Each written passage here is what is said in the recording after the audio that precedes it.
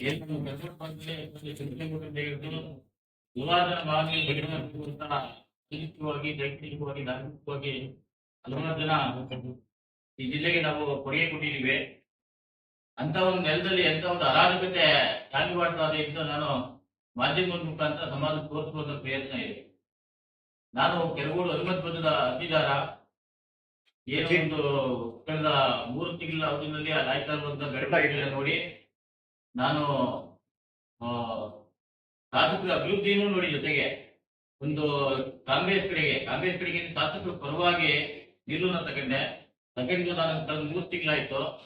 ಆ 3 ತಿಂಗಳ ಅವಧಿನಲ್ಲಿ ಸಂಬದೇ ಗ್ರಾಮದ ಮಂಡ್ಯ ಜಿಲ್ಲಾ ಹಾಲು ಒಕ್ಕೂಟದ ಉಪಾಧ್ಯಕ್ಷರವರೇ ಜಗನಂದನ್ ಅವರು ಕೊಡ್ತಾ ಇರುವಂತ ಕಿರುಕುಳದ ಬಗ್ಗೆ, ಜೊತೆಗೆ ಅವರು ನನ್ನ ಮೇಲೆ ಏನು ಅಲ್ಲೇ ಪ್ರಯತ್ನಗಳು ಮಾಡ್ತಾರೆ ಅದನ್ನ ಹೇಳ್ಬೇಕು ಅನ್ನುವಂಥ ರೀತಿಯಲ್ಲಿ ನಾನು ಮತ್ತೆ ನನ್ನ ಕುಟುಂಬ ಬಹಳ ಭಯಭೀತರಾಗಿದ್ದೀವಿ. ವಿಚಾರ ಇಷ್ಟೇ, ಇಲ್ಲ ಗೌರವ ಮಿತ್ರೆ, 23ನೇ ತಾರೀಕು ಸಾಯಂಕಾಲ ಒಂದು ಫೋನ್ ಬರುತ್ತೆ. ಅದು ರಘುನಂದನ್ದೇ ಕರೆಯಾಗಿರುತ್ತೆ. ನಾನು ಆಚೆಗೆ ಗಾಡಿನಲ್ಲಿ ಬೈಕ್ ಕೊಟ್ಟು ಇರ್ಬೇಕಾದ್ರೆ ಏರಿ ಅಂತ ಹೇಳ್ಬಿಟ್ಟು ಫೋನ್ ರಿಸೀವ್ ಮಾಡ್ತೀನಿ.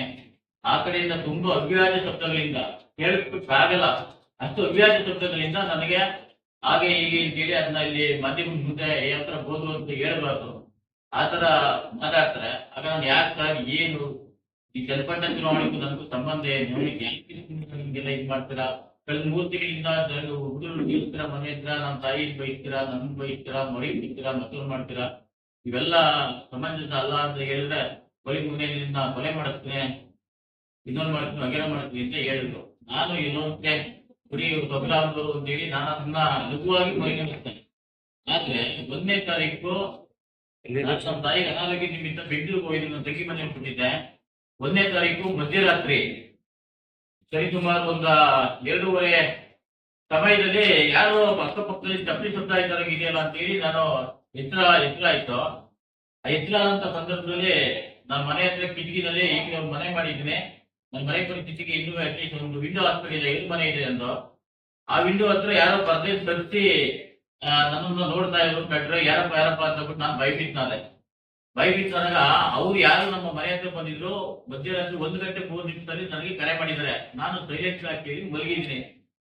ಅವ್ರು ಬಂದ್ಬಿಟ್ಟು ನಾನು ಯಾಕಪ್ಪ ಅಂತ ಹೇಳ್ಬಿಟ್ಟು ನೋಡ್ಲಾಗಿ ಅವ್ನು ನಮ್ದೇ ಗ್ರಾಮದ ಹುಡುಗ ಮೋಹನ್ ಅಂತೇಳಿ, ಅಲ್ಲ ಯಾಕೆ ಆ ಮುದ್ದೆಗಳ ಕೂಗಿಲ್ವಾ, ಯಾಕೆ ಹಿಂಗ್ ಮಾಡ್ತಾ ಇದೀರ, ಅಲ್ಲಿ ಬೆಲ್ ಮಾಡಿದ್ರೆ ಬೇಯಿತ ಅಲ್ಲ, ಇದು ಡೋರ್ ಓಪನ್ ಮಾಡ್ತಿಲ್ವ ಯಾಕೆ ಅಂತಿದ್ರೆ ಪಕ್ಷಿಯಿಂದ ಇನ್ನೊಂದು ಯಾರೋ 3-4 ಜನ ಬಂದ್ಬಿಟ್ಟು ಆ ಬಾಗಿಲು ತೆಗಿ ಅಂತ ಹೇಳಿದ್ರು. ನಾನು ಯಾಕೆ ಸರ್ ಏನು ಇಷ್ಟೊಂದು ಜನ ಬಂದಿದ್ರು ಅಂತ ಹೇಳಿದೆ. ಕೇಳಿದ್ರಿಗೆ ಯಾರೋ ಇಲ್ಲ ಏನು ಬಾಗಿಲು ತೆಗಿ ಅಂತಂದ್ರು. ನಾನು ಒಂದು ಸ್ವಲ್ಪ ಮುಂದೆ ಕಣ್ಣಾಡುತ್ತೆ, ಒಂದು ಇನೋವಾ ಕಾರ್ ನಿಂತಿತ್ತು. ಇನೋವಾ ಹತ್ರ ಒಂದು 3-4 ಜನ ವೆಪನ್ಗಳು ಇಟ್ಟು ನಿಂತಿದ್ರು. ನಾನು ಇದೇನಪ್ಪ ಅಂತ ಭಯ ಬಿಟ್ಟು ಸರ್ ಬೆಳಿಗ್ಗೆ ಶಿಫ್ಟಿಗೆ ಹೋಗಿ ಸರ್, ಅಂತ ಹೇಳಿ ಕನ್ವಿನ್ಸ್ ಮಾಡಿದೆ. ಇಲ್ಲಿ ಅಕ್ಕಪಕ್ಕ ಮನೆಯವರು ಸ್ವಲ್ಪ ಎಲ್ಲೋ ಡೋರ್ ಓಪನ್ ಮಾಡೋದು ಅವ್ರಿಗೆ ಕೇಳ್ತಿದೆ. ಆಯ್ತು ಅಂತ ಹೇಳಿ ಹೊಟ್ಟೋದ್ರು. ನಾನು ಯಾಕೆ ನೀವು ಇದೇ ಹಿಂಗೆ ಅಂತ ಹೇಳ್ಬಿಟ್ಟು ಹೇಳ್ಬಿಟ್ಟು ಪುನಃ ಮಲ್ಕಲ್ವ ಇದಾಯ್ತಾ ಇದೆ. ಆದ್ರೆ ನಾನು ಪುನಃ ವಿಂಡೋ ನೋಡಿದಾಗ ಅವರು ಪಕ್ಕದ ಮನೆಯವರು ಹೊರಗಡೆ ಹೋಗಿ ಮಲ್ಕೊಂಡು ಹೋದ್ಮೇಲೆನೋ ಪುನಃ ವಾಪಸ್ ಬರ್ತಾ ಇರಲಿಲ್ಲ. ನಾನು ಭಯಭೀತ ಆಗಿ ಅಲ್ಲಿಂದ ಹೋಗಿ ನಾನು ಇನ್ನೊಂದು ಮನೆಯಲ್ಲಿ ಹೋಗಿ ಕೂತ್ಕೊಂಡೆ. ಬೆಳಿಗ್ಗೆ ಎದ್ದು ಕೆಲವು ಸ್ಟೇಷನ್ಗೆ ಕಂಪ್ಲೇಂಟ್ ಕೊಟ್ಟೆ. ನಮ್ಮಂತವ್ರನ್ನ ಹತ್ತಿಕ್ಕುವಂತ ಪ್ರಯತ್ನ, ಕೊಲೆ ಮಾಡಿಸುವಂತ ಪ್ರಯತ್ನ ಈ ಹಂತಕ್ಕೆ ಬರುತ್ತೆ ಅಂತಂದಾಗ ನಾವು ತುಂಬಾ ಭಯಭೀತರಾಗಿ ಬಂದಿದ್ದೀವಿ. ನಾನು ಇಲ್ಲೇ ಇರುವಂತ ಸಂದರ್ಭದಲ್ಲಿ ನಾಯಿ ಅನಾರೋಗ್ಯ ಫೀಲಾಗಿದೆ, ಅವರು ಸುದ್ದಿಗೆ ಡಿಜಿಜಿ ಅವರಿಗೆ ಇಂಥವ್ರ ಮೇಲೆ ಒಂದು ಇವ್ರನ್ನು ಬೈಯೋದು, ಹುಡುಗ ಕಳಿಸೋದು. ಈಗ ಅವರೇ ಹೇಳ್ತಾರೆ ಸರ್,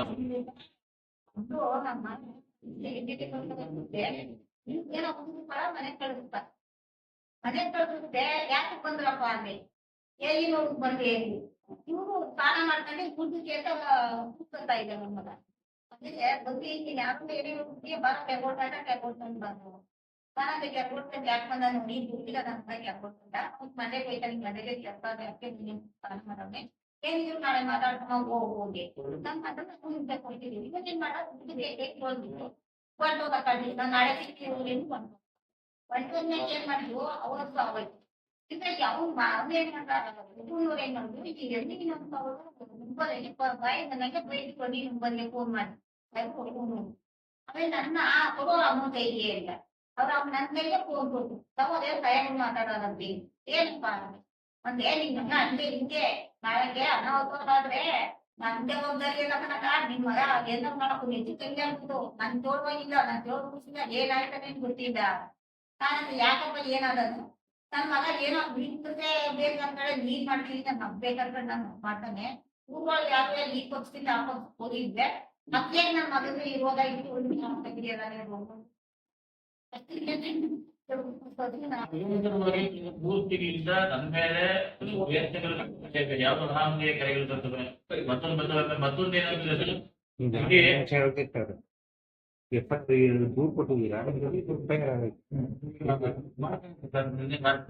ನಾನು ಕೊಟ್ಟಿದ್ದೆ